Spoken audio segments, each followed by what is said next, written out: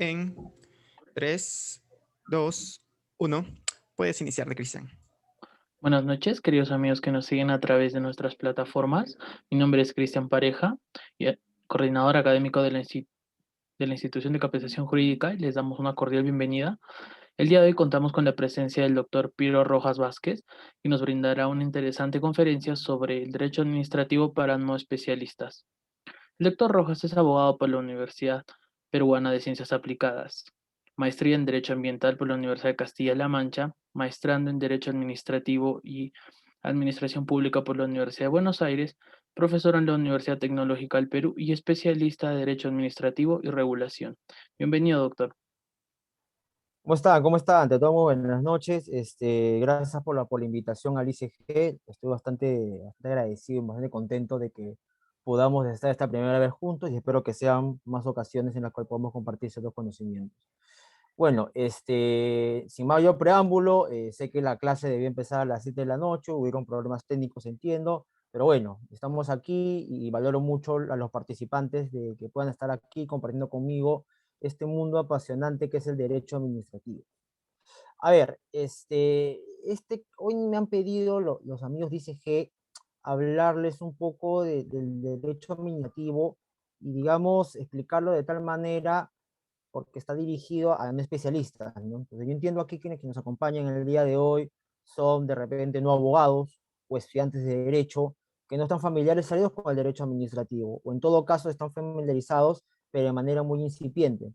Entonces lo que voy a hacer hoy, básicamente, es, voy a, digamos, me va a costar un poco, pero voy a eliminar el lenguaje jurídico, voy a hablar, digamos, de manera más fluida, de manera voy a poner muchos ejemplos para que podamos entender la real relevancia y la aplicación práctica de lo que explica el derecho administrativo. En realidad es bastante ambicioso hablar de derecho administrativo para no especialistas, tenemos muy poco tiempo, insisto, así que yo voy a dividir la clase de hoy en dos partes. Primero, una parte muy introductoria de lo que es el derecho administrativo y la segunda parte, que es la nuclear, voy a detenerme en desarrollar un poco el procedimiento administrativo de manera muy puntual y sobre todo práctica, para que ustedes entiendan la real dimensión de una institución muy importante y que acompaña al ciudadano día a día. Pues bien, sin mayor preámbulo, cuando hablamos nosotros de derecho administrativo, la verdad que es una de las ramas del derecho que está más cercanas al ciudadano, más cercanas a la persona. De hecho, se dice mucho que el derecho administrativo nace y muere con la persona. Acta de nacimiento, de defunción. La verdad que el derecho administrativo siempre está acompañado de nosotros. La licencia de conducir que tenemos, ¿de acuerdo? El servicio de residuos sólidos y de limpieza pública que nos da la municipalidad, el regado de jardines, la recaudación tributaria, la multa que te pone la municipalidad por botar basura al parque. Todo eso es derecho administrativo. Los contratos con el Estado, es decir, la relación que tiene la administración pública con los particulares para adquirir bienes, servicios o ejecutar obras. Eso es derecho administrativo que aplica las reglas del derecho administrativo. Los subsidios, ¿de acuerdo? Los bonos, la aplicación de los bonos, el cálculo de los bonos, todo eso es derecho administrativo. El derecho administrativo está con nosotros en nuestro día a día y en diferentes aspectos, y evidentemente en uno tendrá más intensidad que en otro. Tenemos el derecho administrativo, para hacer una idea, voy a insistir con los ejemplos, en los trámites, en los permisos, en las licencias. Las señales de tránsito también es una manifestación del derecho administrativo, voy a insistir. Cuando nos para la policía, también es un hecho administrativo, es una figura propia del derecho administrativo.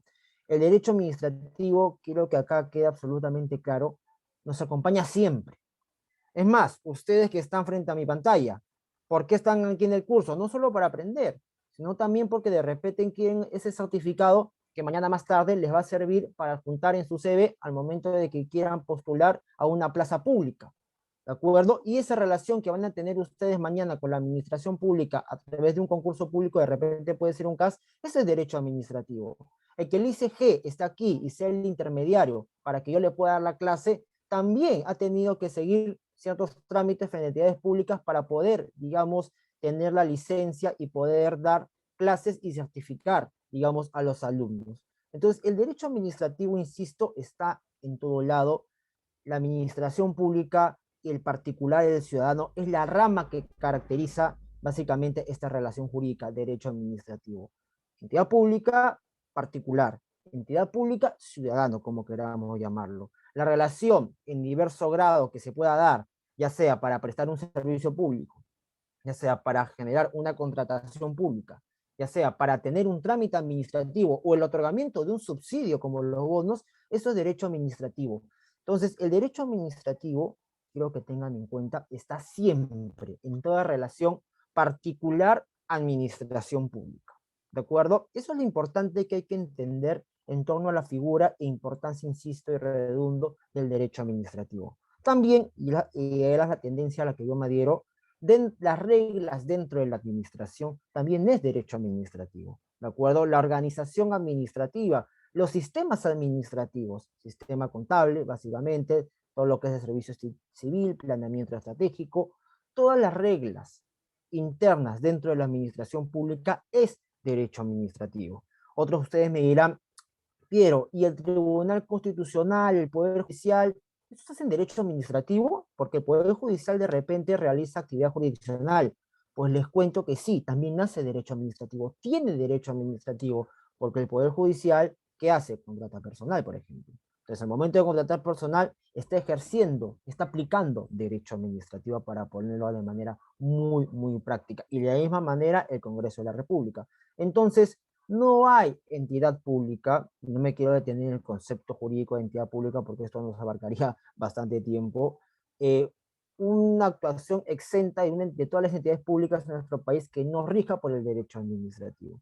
Entonces, la regla general, con ciertas excepciones que no me quiero detener en estas, es que toda relación, vuelvo a insistir, particular, administración pública y dentro de la administración pública, rige el derecho administrativo. Y el derecho administrativo se rige por un principio básico y clave que rige toda la administración pública, ¿cuál es? El principio de legalidad. ¿Qué quiere decir esto? Que en principio, valga la redundancia, la administración pública se sujeta a lo que diga qué cosa, el ordenamiento jurídico. La administración no puede hacer más allá de lo que establece la ley, los reglamentos, etc. Más allá de que jurídicamente hablando hay conceptos claves que no los voy a señalar acá, como es el concepto de potestad o actividad discrecional, pero no me voy a detener en explicarles esto. Aquí lo esencial, lo clave para efectos de esta clase es que entiendan que la administración pública con el particular siempre se relaciona a través de reglas como el derecho administrativo, y la administración pública siempre tiene que ceñirse a un principio como es el principio de legalidad. Dicho esto, como cuestión introductoria, no me voy a detener hoy, por cuestiones de tiempo, a desarrollar qué es el servicio público o cómo implica el servicio público, qué es la contratación pública y cómo evoluciona la contratación pública, la actividad de fomento. En realidad podemos hablar de distintas facetas y distinta intensidad del poder público. Sin embargo, vuelvo a insistir, el tiempo, la verdad, no nos va a alcanzar y me gustaría de repente conversar con ustedes sobre estos temas tan apasionantes en otra oportunidad. Es así que he tomado una institución clave y creo que puede servirles muchos a todos ustedes para entender de manera más didáctica y más útil el derecho administrativo, como es el procedimiento administrativo. Entonces, entiéndase por procedimiento administrativo, paréntesis a todo esto, me pueden interrumpir cuando quieran, no hay ningún problema, y si tienen alguna consulta la pueden hacer al chat también, o también podemos pasar la ronda de preguntas al final, no tengo ningún inconveniente, la idea es que tenga absolutamente claro, ¿de acuerdo? Pues bien, sigo. Entendamos un procedimiento administrativo en términos prácticos a todo trámite administrativo, ¿sí? Podemos hablar de procedimiento administrativo de repente como una noción más didáctica cuando hablamos de procedimiento sancionador, trilateral, procedimiento concurrencial, etc. Pero no, para efectos de esta clase vamos a hacer mención al procedimiento administrativo como concepto igual a lo que es los trámites administrativos, las licencias, los permisos, de acuerdo, las autorizaciones, como queramos llamarla. Aquí en el Perú no se ha hecho diferencia entre uno y otro. Cada legislación sectorial determinará si uno se llama licencia, si uno se llama autorización, pero para efectos prácticos, desde mi punto de vista, salvo la marcada diferencia con las concesiones, en principio son lo mismo. ¿De acuerdo? Entonces, cuando tenemos un trámite, cuando tenemos un procedimiento, llamemos ambos como sinónimos, debe venirnos a la cabeza que el mismo es un conjunto de actos, ¿de acuerdo? Y diligencias. Voy a emplear ejemplos prácticos. Licencia de funcionamiento, certificado de defensa civil, licencia de edificación. Si ustedes van a solicitar una licencia de funcionamiento, como imagino que alguna vez muchos de nosotros lo ha hecho, ¿qué va a hacer? Presentar una solicitud, un formulario, ¿de acuerdo? Entonces, ahí hay una actuación. La solicitud presentada ¿por quién? Por el particular, por los Piro Rojas. Lo mismo va a pasar con la defensa civil y con la licencia de edificación. Pero ¿qué pasa, por ejemplo, en la de defensa civil? No solo vamos a presentar la solicitud y los requisitos conforme a ley. ¿Qué va a haber? Una inspección. Si, por ejemplo, estamos ante una defensa civil de riesgo alto, ¿de acuerdo? Va a ir los inspectores municipales y van a verificar las condiciones de seguridad del bien inmueble. Entonces, ya estamos hablando de un factor adicional dentro del trámite, dentro del procedimiento, que es la diligencia. Y dependiendo de los procedimientos o del trámite o la licencia o la autorización, habrá más actos, habrá más diligencias, pero siempre es un conjunto de ellos, ¿de acuerdo? Intentamos trámite administrativo como un conjunto de actos y diligencias que tienen por finalidad, ¿qué cosa? La emisión de un acto administrativo, que es un término estrictamente jurídico, pero intentamos acto administrativo como la autorización, como el permiso, como la licencia, etc. ¿De acuerdo hasta aquí? Sí, entonces. Pues bien, ¿por qué es importante? Y aquí voy a hacer un poco de catarsis, conocer el procedimiento administrativo, porque hasta aquí, respeto a ustedes, Piero, no me has dicho nada nuevo, pero yo creo que sí es relevante, ¿de acuerdo? A ver, ¿qué sucede? El ciudadano de a pie, como yo o como ustedes, usualmente cuando queremos hacer un trámite, ¿qué es lo primero que pensamos? ¿Qué es lo primero que queremos hacer?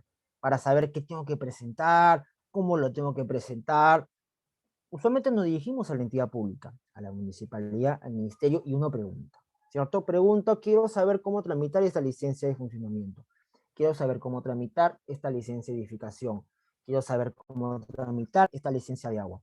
Entonces, uno desconoce, uno que no está asociado, que no tiene, digamos, inherente el derecho administrativo, se acerca a la entidad pública y pregunta qué necesita. Eso es lo clásico. Entonces, ¿qué hace la entidad pública? Nos saca el famoso TUPA, ¿no? El texto único de procedimientos administrativos, que lo voy a adelantar un poquito, pero se ve algo así. Ahí pueden ver la lámina. El TUPA es un compendio, ¿de acuerdo? Una guía, ¿de acuerdo? Una herramienta de gestión pública que recopila todos los trámites administrativos de una entidad pública, todos, ¿de acuerdo? O debería, digamos, según exigencia de ley. Se ve algo así. Dice en la primera columna qué trámite estamos hablando, después dice los requisitos, después dice la dirección a dónde tiene que ir la solicitud del trámite, el costo, digamos, o la tasa, mejor dicho, etcétera, etcétera, etcétera. ¿Ok? Otro cero.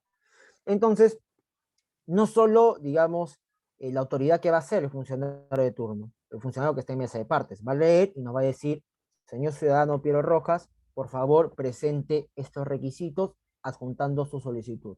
O también otros que somos más proactivos de repente, no vamos a ir a la entidad pública, sino automáticamente vamos a googlear la municipalidad, el ministerio, vamos a buscar trámites y lo que nos va a exigir o lo que nos va a salir en el buscador automáticamente, ¿qué va a ser? El texto único de procedimientos administrativos que hace un segundo les enseñaba.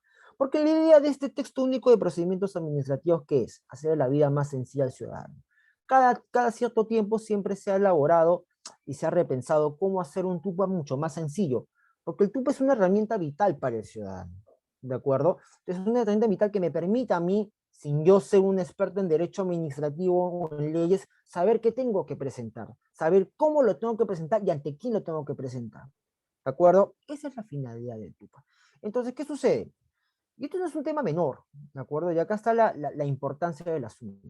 Muchos creemos, ¿de acuerdo?, que los TUPAs o estas guías, insisto, en términos muy sencillos, que recopila los trámites de todas las entidades públicas, cada entidad tiene su TUPA, vuelvo a resaltar, es la que crea los trámites. Ah, entonces yo voy a ver el TUPA es el que crea el trámite de licencia de funcionamiento y voy a presentar lo que me diga el TUPA. Y eso es algo incorrecto, les comento. ¿De acuerdo?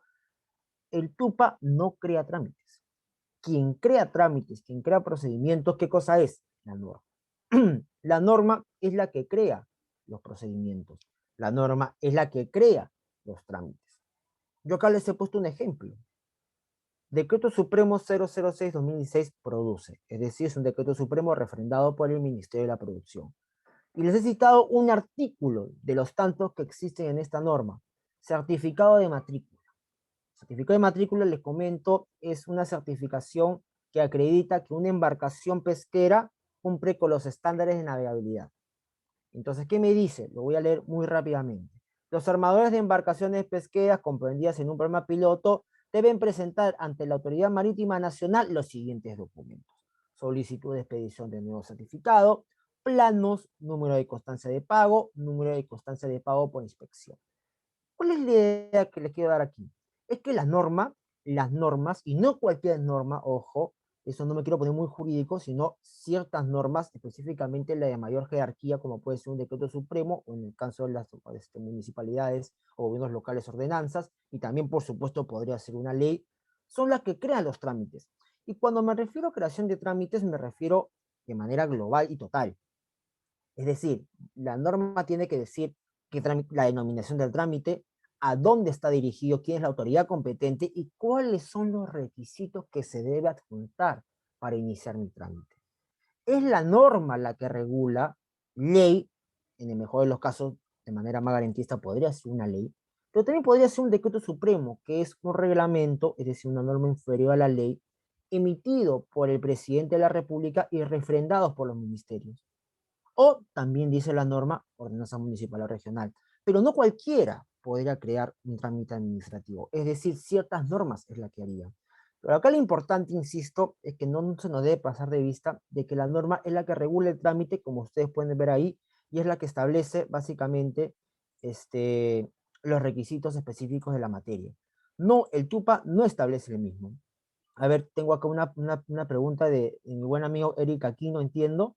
Al ser solo recopilativa, ¿qué pasa si una entidad no tiene TUPA o si su TUPA no regula un costo para ese trámite? ¿Se puede llevar a cabo el trámite? ¿Se podría existir el costo? Perfecto, Eric. Ahorita te respondo esa pregunta, justo la tengo, lo voy a explicar en unos segundos cuando hablemos el tema respecto de la ausencia de procedimientos que están en norma y no están en TUPA. Ahí voy a agarrar tu idea o tu pregunta para desarrollarla de manera breve en los siguientes minutos. Entonces, creo que la idea está bastante clara. Tenemos la norma, vuelvo a insistir, es la que regula los trámites y el TUPA es la que recoge lo establecido por la norma. Ahora voy a de repente adelantar un poquito lo que me pregunta Eric, es que lo que sí no establece la norma es la tasa. ¿De acuerdo? Ninguna norma regula la tasa. Las tasas, hay una metodología de cálculo de tasas, ¿de acuerdo? En principio no debería ser mayor a 1 UIT, insisto, salvo excepciones. Pero bueno, la idea es que cada entidad pública determine la tasa administrativa de acuerdo al procedimiento. Tiene estándares, tiene metodología, no debe ser mayor o 1 UIT y la misma debe estar ceñida o debe reflejar única y exclusivamente los costos de tramitación del procedimiento. Tan es así, les doy un dato para los interesados, hay una metodología no solo desarrollada de manera muy general en la ley de procedimiento, sino que esta se complementa con una norma, una directiva de la PCM que establece guía metodológica para el cálculo de tasas. ¿De acuerdo? La PCM es la que establece los estándares y los criterios técnicos para la determinación de las tasas, que es vinculante a las administraciones públicas. Pero la norma no regula tasas, eso sí hay que dejarlo claro. Pero después la norma regula trámites, regula requisitos, puede regular plazo o no, porque el plazo, digamos, siempre que puede ser mayor a 30 días hábiles, siempre que sea por ley, y digamos, eso es como premisa, no me quiero adelantar mucho porque de repente los puedo confundir. Pues bien, siguiendo un poco el tema, y aquí un poco la interacción del procedimiento con el TUPA. Y aquí recojo un pronunciamiento, una idea de Indecopi, como pueden ver en el segundo párrafo. El TUPA no regula, insisto, requisitos, no crea procedimientos. El TUPA solo es un reflejo de lo que establece la norma, ¿de acuerdo? No puede ir más allá, porque vuelvo a insistir, muchos de nosotros piensan que el TUPA es el que regula todo, y no es así, ni viene a suplir, ni viene a sustituir nada. Es un reflejo de lo que dice la norma. Tan es así, vuelvo a insistir, y aquí voy a entrar un poco a lo que dice la ley de procedimiento administrativo. La ley de procedimiento es clara al señalar que no solo basta que la norma esté en... No me creo que me entraba acá un tema. No solo basta que la norma esté, perdón, que el trámite esté en la norma, ¿de acuerdo? Sino que es exigible, para ser exigible el trámite, tiene que estar en el TUPA. El TUPA no es un saludo a la bandera. El TUPA es una garantía y una obligación de la administración. Se crea la norma, se crea el trámite de licencia de funcionamiento mediante una ley, se crea el trámite de licencia de edificación por una ley, se crea el trámite de licencia de anuncio publicitario por ordenanza, y eso que se crea y que se regula a nivel de trámite tiene que estar en el TUPA. Entonces, ¿qué pasa? Justo agarrando la pregunta de él. ¿Qué pasa si tengo la norma creada bien bonita, con su trámite, con sus requisitos, dice qué autoridad, pero no está en el TUPA? ¿Mm? ¿Qué sucede ahí? ¿Es exigible? ¿No es exigible? ¿De acuerdo? Y me voy a adelantar un poco para no perder la idea. ¿Qué sucede? Y acá voy a leer la calificación del procedimiento. Depende. Va a depender si es exigible o no es exigible. Si los procedimientos que se crean por norma están sujetos a aprobación automática, no son exigibles. ¿De acuerdo? Si son procedimientos de evaluación previa sujetos a silencio negativo, sí es exigible. ¿Cómo se come esto? Les cuento. La licencia de funcionamiento, saben todos, entiendo que es una licencia de funcionamiento, es una autorización para yo realizar una actividad comercial. ¿De acuerdo? La licencia de funcionamiento, insisto, es un procedimiento, ¿de acuerdo?, de evaluación previa, ¿ya?, sujeto a silencio positivo. Entonces, imaginemos que esto no está en el TUPA de una entidad pública, no está, de una municipalidad. ¿Qué pasa? Lo que te dice la ley del procedimiento es que tú puedes hacer la actividad libremente. O sea, si no está en el TUPA, insisto, estamos ante un procedimiento de aprobación automática o de evaluación previa sujeto a silencio positivo, lo que te dice la ley de procedimiento es: yo castigo a la administración pública, yo castigo a la entidad pública. ¿Cómo lo castigo? Habilitándote a que tú puedas realizar libremente la actividad. ¿De acuerdo? Libremente. O sea, tú tienes una obligación de presentar, por más que esté en la ley, por más que esté en un reglamento, en un decreto supremo, ¿de acuerdo? Si no está en el TUPA, tú tienes la facultad, y lo dice, si no me equivoco, el artículo 58 de la ley de procedimiento, que tú puedes realizar la actividad libremente. Libremente, sin más. Es un castigo a la inactividad de la administración pública el no regular sus trámites, ¿de acuerdo?, en el TUPA. No basta que estén creados normativamente. Eso tiene que aterrizarse en el TUPA. Y el TUPA, no, ¿por qué? Porque el TUPA tiene que ser una garantía exigible. No puede ser un saludo a la bandera. Así como el TUPA no puede regular mayores requisitos, el TUPA sí tiene que regular lo que ya está creado por norma. Y en tanto no esté regulado o no esté aterrizado o recopilado en el TUPA, la ley del procedimiento administrativo, insisto, en su artículo 58, si no mal recuerdo, establece expresamente de que uno puede hacer la actividad libremente, y tan es así que la misma ley que les comento enfatiza y dice sin estar sujeto a sanción administrativa. ¿De acuerdo? Certificado de defensa civil de riesgo bajo. También, ¿de acuerdo? Es un procedimiento de aprobación automática. Imaginemos que no esté regulado en el TUPA de una municipalidad. Yo puedo realizar mi actividad comercial libremente, porque no está en el TUPA. Es un castigo a la municipalidad el que no esté en el TUPA. ¿Cómo es el castigo? En que yo pueda realizar mi actividad libremente. Entonces, sí es importante conocer este tipo de cosas, ¿no? Y gracias, Eric, por la pregunta, porque no solo hay que detenernos en el TUPA, ¿de acuerdo? Es importante saber y conocer, ahí te voy a volver después rápidamente a esta lámina que habla de la calificación, le explicaré en un detalle más la diferencia entre uno y otro. Es importante conocer, vuelvo a insistir, que los trámites se crean por norma y los TUPAs recogen lo señalado por los trámites, y los TUPAs deben reflejar lo establecido por la norma sin ir más allá o sustituir la labor de la norma. ¿De acuerdo? Esto es bastante claro. Tan es así, insisto, que cuando ustedes ven un TUPA, tiene un apartado de base legal. O sea, está exigido de establecer cuál es la base legal para que ustedes, digamos, mañana más tarde pueden empezar de repente revisando el TUPA, pero tienen que revisar sí o sí la base legal. Porque con la base legal van a cotejar si lo que dice la norma, lo que dice la ley o reglamento, se ve reflejado o no en el TUPA. Vuelvo a repetir, si tenemos norma, no tenemos TUPA, ¿la regla cuál es? Yo puedo hacer mi actividad libremente. y la autoridad administrativa no está sujeto a sancionarme. ¿Cuándo es la excepción?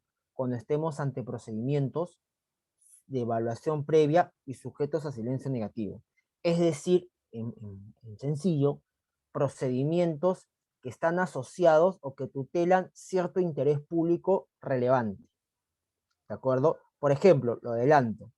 Imagínense ustedes que mañana más tarde quieren prestar un servicio de telecomunicaciones, ser una operadora de telecomunicaciones, o prestar un servicio de cable, más práctico, ¿no?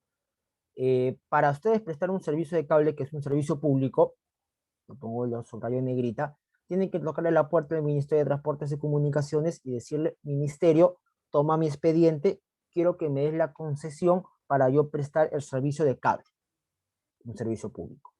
Entonces, ese procedimiento está sujeto a un plazo, ¿de acuerdo? Pero imagínense que ese procedimiento está regulado en una ley, la Ley de Telecomunicaciones, pero no está regulada en el TUPA del Ministerio de Comunicaciones. ¿A ustedes les parece bien que yo pueda decir, bueno, como no está en el TUPA, este trámite que es para que yo preste un servicio público que está asociado a un tema de interés público, ¿de acuerdo? Un servicio público no es poca cosa, tiene ciertas garantías de continuidad, de calidad, a las cuales está obligada la persona que lo va a prestar, libremente, porque no está en el TUPA. Bueno, ¿sabes que no está en el TUPA del ministerio? Mañana puedo prestar libremente el servicio público de cable, ¿de acuerdo? Porque el cable es un servicio público, aunque ustedes no crean. Imagínense, pues, o sea, no mañana posiblemente yo despliegue mi infraestructura, preste servicios y el problema que se podría generar. Entonces, lo que dice la legislación es, espérate un segundito, si estamos hablando de trámites que no están en TUPA, pero son trámites con particular interés público y que están sujetos sobre todo a silencio negativo, estos trámites, por más que estén en el TUPA, tienen que cumplirse con lo que dice la norma. Es decir, tengo que presentar mi solicitud, mis requisitos que establecen en la norma, pero no voy a estar obligado a pagar una tasa, porque la tasa no está en norma, pero se determina siempre en los TUPAs. En los TUPAs aparece la tasa. No puede haber una tasa o una determinación de tasa fuera del TUPA. El TUPA es el instrumento que recoge la tasa. Entonces, como regla general, para redundar y lo voy a repetir de nuevo, es, si no está en el TUPA, no tengo la obligación de presentar los requisitos. No lo tengo. Puedo hacer la actividad, de acuerdo, económica o ejercicio profesional libremente, por más que esté en norma. Salvo que estemos hablando de trámites sujetos a silencio negativo y que por esencia tienen intrínsecamente o inherentemente un interés público detrás. El ejemplo clásico que yo les pondría es el del servicio público de cable. Otro ejemplo que de repente les va a quedar más claro, los instrumentos ambientales, una certificación ambiental. Ustedes saben que los grandes proyectos mineros o las grandes proyectos de actividades económicas e industriales, que tienen siempre un estudio de impacto ambiental. ¿Qué es el estudio de impacto ambiental? Que el estudio, ¿qué cosa? Que identifica los impactos negativos, lo voy a poner muy, muy en sencillo, y que refleja las medidas de manejo ambiental, ¿de acuerdo? Para mitigar, para compensar los impactos que pueda generar el proyecto. ¿Ustedes imaginan de que ese trámite, estudio de impacto ambiental, certificación ambiental, un trámite administrativo, está en norma, pero no está en TUPA, y yo dijera, bueno, como no está en el TUPA, tú libremente lo puedes hacer, puedes avanzar con tu proyecto? Es descabellado. ¿Por qué? Porque yo mañana de repente, bajo ese argumento de que lo puede hacer libremente porque no está en el TUPA, de repente, como no se evaluó, insisto, puedo generar un impacto negativo al medio ambiente. Y no hubo una evaluación previa de las medidas de manejo ambiental que yo voy a implementar precisamente para mitigar ese impacto. Entonces puede ser gravísimo. Pero lo que dice la legislación, insisto, es que este procedimiento, certificación ambiental, medio ambiente, bien jurídico, medio ambiente, súper relevante, por más que no esté en el TUPA, pero está en norma, el administrado, el particular, bueno, va a tener que presentar el expediente. El único derecho que no va a tener en esta circunstancia es pagar la tasa. ¿Se dan cuenta?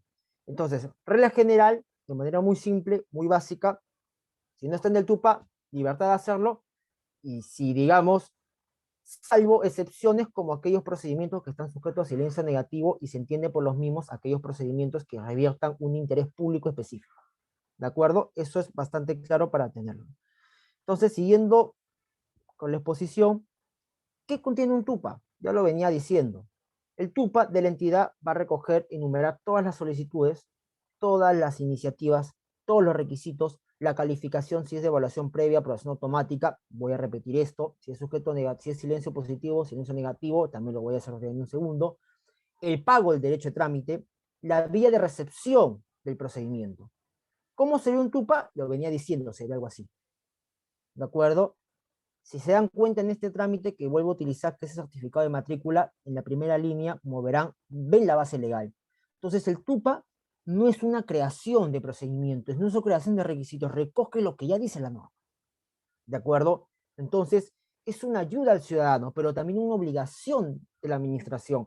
Tan es así que la no incorporación, como bien decía yo, puede generar graves perjuicios a la administración, como es el que el administrado tiene el derecho de hacer libremente la actividad sin sanción alguna, salvo excepciones, claro está.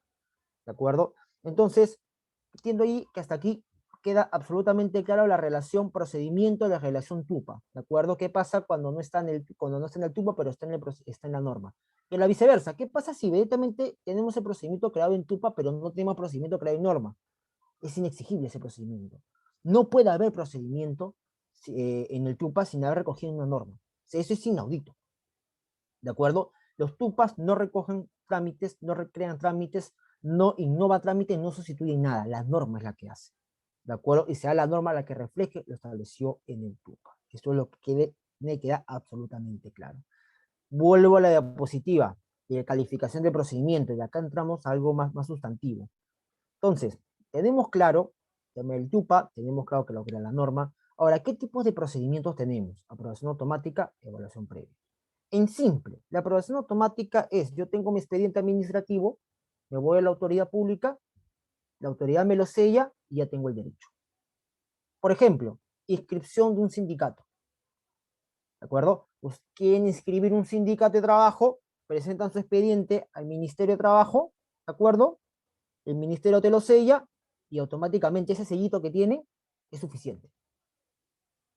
¿De acuerdo? Es suficiente. ¿Para qué cosa? Quede operativo el sindicato. Entonces, el procedimiento de aprobación automática, primero que lo tiene que decir. ¿Cómo sé si un procedimiento es aprobación automática o no? ¿Qué les decía yo hace un segundo? La norma crea procedimientos. La norma es la que dice si está sujeto a aprobación automática, ¿de acuerdo? O está sujeto a evaluación previa. ¿Qué se entiende por evaluación previa? El clásico procedimiento.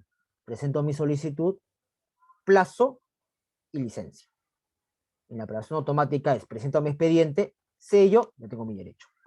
Entonces, hay una marcada decisión, hay una marcada actuación en lo que respecta, insisto, a la aprobación automática y la evaluación previa. Mientras que la aprobación automática es la sola presentación del expediente, ya te da el derecho con el sello, y la aprobación previa hay un plazo para tener, digamos, tu autorización, licencia o permiso, de acuerdo a lo que diga la norma de la materia y el procedimiento en la materia.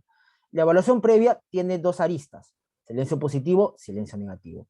Silencio positivo, en sencillo, es hay algunos procedimientos, ¿de acuerdo? Que si la autoridad no se pronuncia dentro de plazo, tienes el derecho de manera ficta.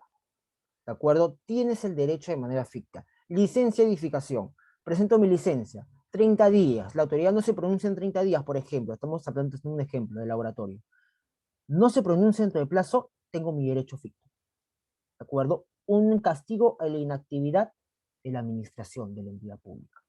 ¿De acuerdo? Mientras que silencio negativo no quiere decir rechazo del trámite, es un término equivocado. Quiere decir que si la autoridad no se pronuncia dentro de plazo, yo tengo dos opciones. O sigo esperando que la autoridad administrativa resuelva, o impugno, me habilita la siguiente instancia, entre paréntesis instancias, me habilita ejercer mi derecho a defensa, para ser más exacto, y recurrir al superior jerárquico si existiera, respecto de que la autoridad a la que solicité mi trámite no me está atendiendo. ¿De acuerdo? Si solicito una licencia y no se pronuncia, está sujeto a silencio negativo. Evidentemente pasa el plazo, no hay un pronunciamiento, yo puedo seguir esperando los brazos cruzados. Bueno, esperar hasta el día 40, 50, ¿de acuerdo? O de lo contrario, impugnaré al superior jerárquico mediante una apelación, es un recurso impugnativo, y diré al superior jerárquico, ¿sabe qué cosa? El órgano de línea al que solicité mi licencia no me está atendiendo, así que exijo que usted me la entregue. ¿De acuerdo? Entonces, esa es la diferencia entre silencio positivo y silencio negativo. En el Perú, la regla es el positivo. O sea, si la norma que crea el trámite no dice nada, se entiende que es positivo, siempre. Si tiene que ser negativo, es una excepción muy, muy restringida. Tiene que decirlo la norma y tiene que fundamentar la exposición de motivos de la norma. Si no es así, no es silencio negativo. ¿De acuerdo? Entonces, vuelvo a insistir, la regla en el Perú es el positivo, la excepción es el negativo y es una excepción que se tiene que fundamentar. Mientras que el positivo entiende que en la evaluación previa no se produce un centro de plazo, tengo mi aprobación ficta. En el negativo no es sinónimo de rechazo, es sinónimo de que puedo seguir esperando o puedo irme siquiera, irme al superior jerárquico o al contencioso administrativo a hacer valer mi derecho. ¿De acuerdo? En sencillo. Estos son algunos ejemplos de algunos procedimientos calificados como aprobación automática, otros de evaluación previa en exigencia negativo. Aprobación automática, por ejemplo, es la autorización de instalación de antenas, ¿no? La inscripción de sindicatos, como bien le decía. El RUC también, aprobación automática. Evaluación previa, ¿no? Tenemos, por ejemplo, la licencia de funcionamiento de riesgo alto y muy alto, la concesión de servicio público, está sujeto inclusive a silencio negativo. ¿Por qué algunos están sujetos a silencio positivo o negativo? Va a depender mucho del bien jurídico. El silencio negativo siempre va a estar asociado a aquellos procedimientos que tengan un interés público relevante, medio ambiente, telecomunicaciones, ¿de acuerdo? Pero no se agote en ello, puesto que la norma tiene que fundamentar, ¿de acuerdo? No solo porque sea medio ambiente o telecomunicaciones o temas de banca o finanzas, ya es silencio negativo. No, la norma establece de que tiene que fundamentarse no solo el bien jurídico, sino el por qué tiene que ser silencio negativo, porque es una excepción. La regla siempre tiene que ser el positivo, es decir, si no se pronuncia dentro de plazo, tengo mi derecho a ejercer la actividad. ¿De acuerdo? Entonces, estos son algunos ejemplos.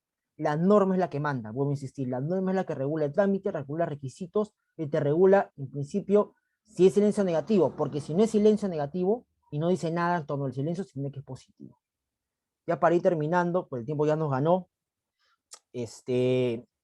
acá lo importante es que como ciudadanos, como particulares, ustedes hayan entendido, insisto,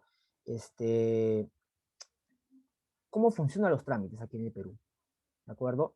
Cómo funcionan los trámites, no solo detenerse en el TUPA, entender que hay una norma detrás, entender qué pasa si no está en el TUPA, ¿de acuerdo? Pero acá lo relevante es saber también la diferencia entre silencio positivo y negativo, qué beneficios me da el silencio positivo y cómo interpretar el silencio negativo, la aprobación automática, que es básicamente la sola presentación del expediente, y la evaluación previa, que está sujeto a silencio positivo o negativo y que sí tiene un tiempo prudente para respuesta.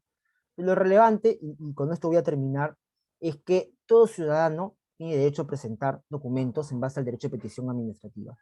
Ninguna autoridad pública, escúchenme ustedes, ninguna tiene la obligación de rechazarle los documentos o los expedientes.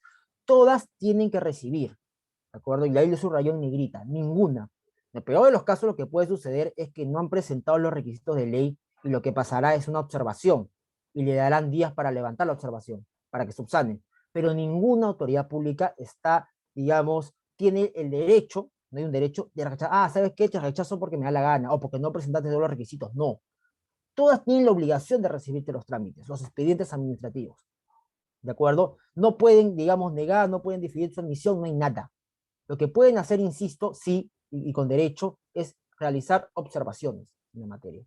Pero después de ello, no pueden realizar absolutamente nada más. Creo que acá hay dos preguntas, me parece. A ver, Doctor, ante una denuncia a la Inspectoría de la Policía, un policía, ya han pasado más de 6 meses, ¿recae en silencio positivo o negativo? Lo que pasa es que, primero, me parece, dame un segundo, Orlando. A ver, el tema de las denuncias, voy a hacer un paréntesis de la exposición antes de terminar. El tema de las denuncias, no es un tema, es un tema particular, ¿de acuerdo? No activa un procedimiento administrativo. La denuncia tiene como finalidad una labor informativa. Tú con la denuncia no tienes un derecho, no adquieres un derecho. Tú solo es una labor informativa que activa posiblemente un procedimiento de oficio, ¿de acuerdo? Los procedimientos de oficios no están sujetos a silencio positivo o negativo. Entonces, las denuncias usualmente tienen el canal de ser el ejercicio del administrado del particular para poner en evidencia ciertas irregularidades, ¿de acuerdo? Y será el deber de la administración pública evaluar y ver si inicia o no un procedimiento de oficio. ¿de acuerdo? De investigación de oficio, un procedimiento sancionador o como queramos llamarlo. Pero en sí la denuncia no es un, digamos, no inicia un procedimiento de evaluación previo. Insisto, solo es informativo a efectos de que la autoridad pública analice si analiza o no, para la redundancia, inicia o no un procedimiento real, un procedimiento de oficio, como puede ser un procedimiento sancionador. ¿De acuerdo? Y ya para ir terminando, ¿qué debo hacer cuando una entidad del Estado, Walter, justo lo que te respondía, la ley de procedimiento regula esto. Este es lo que establece expresamente la ley de procedimiento. ¿De acuerdo? Ninguna autoridad te puede rechazar el trámite. Ninguna. Ninguna. ¿Y qué pasa si te rechaza? Es una buena pregunta, a pesar de que la ley lo dice, ¿no? A ver, acá hay muchas herramientas, insisto. Ahorita les entiendo las otras preguntas. Primero que las administraciones públicas tienen que tener un libro de reclamaciones. O sea, hoy hay una guía, una directiva de lo que respecta a reclamos de entidades públicas y todas tienen que tener un libro de reclamos. Así que nosotros podemos establecer el libro de reclamos. También, insisto, desde mi punto de vista, puede establecer denuncias funcionales, ¿de acuerdo? Denuncias estableciendo posible incumplimiento de responsabilidad disciplinaria, para ser más exactos, por el cumplimiento a la labor que tiene el funcionario de turno. Entonces, puedes presentar denuncias ante la denuncia informativa, por ejemplo, que la habilita la ley de procedimiento, ante la misma entidad pública, a efectos de la que entidad pública canaliza esa denuncia y puede iniciar de repente un procedimiento disciplinario contra este funcionario de mesa de partes. En algunos casos, que no lo he visto yo, en la particular no lo he visto, pero he tenido algunos compañeros ahí conocidos en la materia, que cuando han querido recibir trámites, por lo menos en provincia, han llamado a la policía, ya levantó un acta, una constatación, ¿de acuerdo? Y eso te sirve, porque usualmente yo lo he visto ya, me han contado la experiencia, cuando por ejemplo estás con trámites que están a punto de vencerse, de repente es el último día de trámite, que hayas presentado algún recurso, de repente, y no te quiere recibir la autoridad, te vas con un policía, levanta un acta de constatación, y eso deja constancia de que tú has querido presentar en fecha y hora un determinado escrito administrativo. Entonces, digamos, las herramientas están: reclamo, denuncia, vuelvo a insistir, de repente acta de constatación. Y ahora, que sean efectivas o no, sobre todo en el mediano o corto plazo, es otra cosa, ¿no? Pero acá lo importante, y mi sugerencia es, lleven su ley de procedimiento, citen este artículo y digan al funcionario: tú tienes la obligación de recibirme todos los documentos y no te puedes negar. En todo caso, si no estoy presentando algo, levántame la observación, pero me lo tienes que recibir. Es un poco lo que les podría decir. Ya para ahí, de otros compromisos que tengo pactados. A ver, rápidamente. Buenas noches. Ante una solicitud al rector de la universidad y la negativa de esta se apela en Indecopi, de acuerdo, no sé un tema que de consumidor, de repente sí, ¿de acuerdo? Un tema de consumidor, habría que ver la legislación y qué cosa está reclamando el espectador anónimo, ¿de acuerdo? Acuérdate bien que en principio, si es un tema de consumidor, tendríamos que analizar efectivamente si la competente es la SUNEDU, si la competente es el Indecopi, hay un tema que hay que revisarlo, pero toda decisión de la administración pública puede ser susceptible de ser impugnada, eso es lo relevante. En caso de caso concreto, ¿cuál es la autoridad competente? Sí. Pero si, por ejemplo, es un tema de reclamo, más que es una dirigida a la universidad, habría que verle bien el canal, ¿no? Insisto, si es Indecopi, SUNEDU o es la misma universidad, y para eso habría que revisar un poco la legislación de la materia. Puedo cuidar a la policía para que constante, he hecho la práctica, pero tengo entendido algunos compañeros en la rama que sí lo han hecho y les ha funcionado.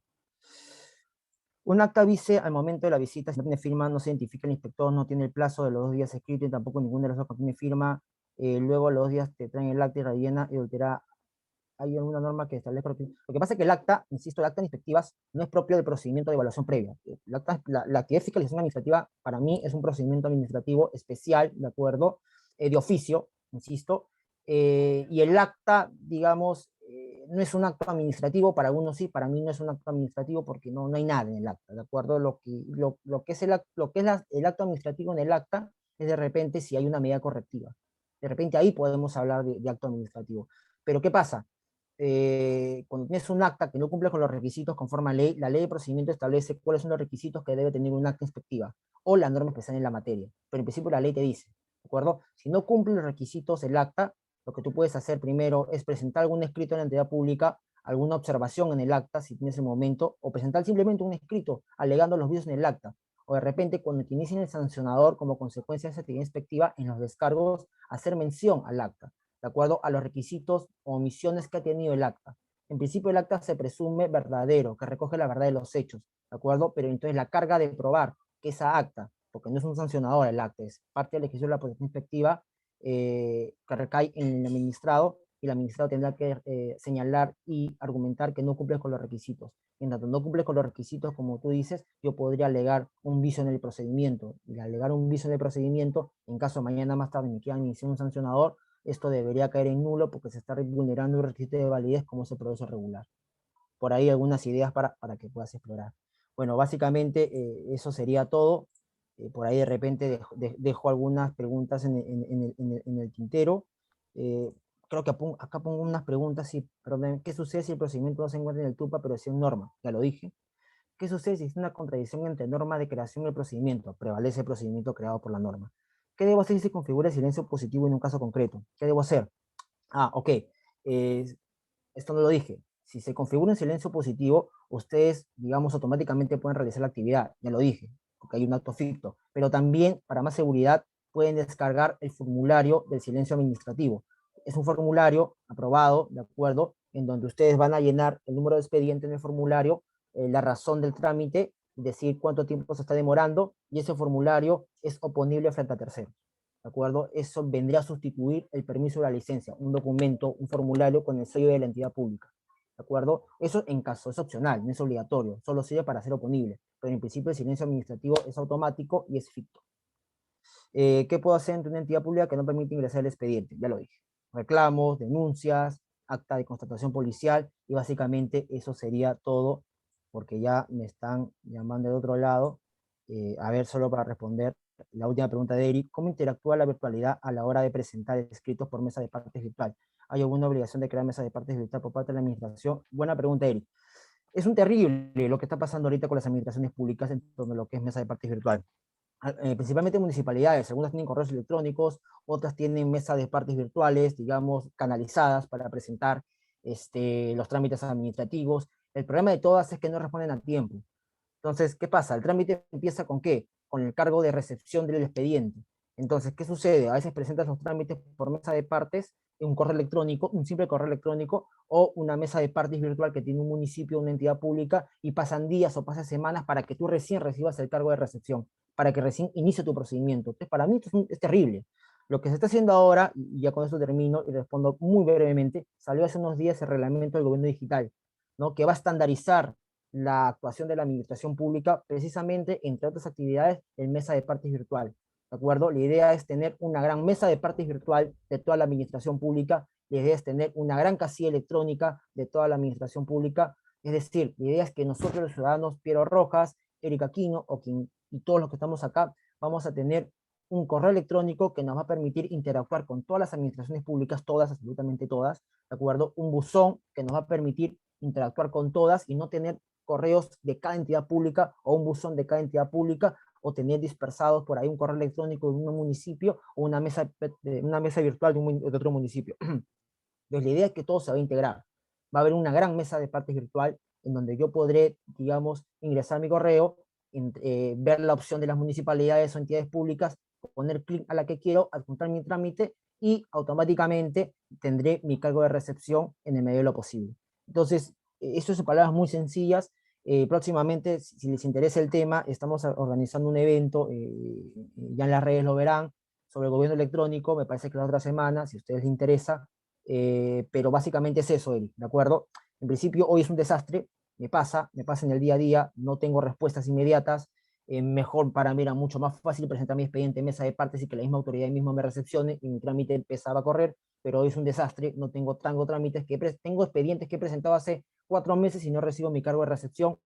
Un desastre. Lo que ha hecho el gobierno, el reglamento del gobierno digital, insisto, es tratar de uniformizar esto y llevar a toda la administración interoperabilidadmente, integrarlas y tener un solo canal para que todas estas reciban la tramitación, los expedientes administrativos y se pueda tramitar de manera adecuada los procedimientos de manera y de manera más veloz y de manera más eficiente, como tiene que ser un auténtico, digamos, reforma del gobierno digital, ¿no? Entonces, eso todavía está para rato, digamos, estamos en pañales, recién acaba de ser el reglamento, hay un proceso de adecuación de mucho, mucho tiempo, de acá a 2, 3 años, que vamos a ver recién los frutos, ¿no?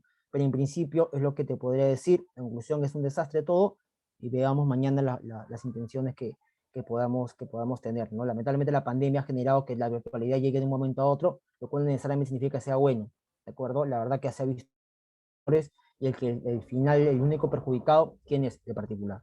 Bueno, con eso termino y muchas gracias y gracias a ICG por la invitación. Buenas, doctor, muchas gracias por su interesante análisis sobre derecho administrativo. En nombre del Instituto de Capacitación Jurídica, le agradecemos su excelente aporte y esperamos contar con usted para una futura oportunidad. Muchas gracias, doctor.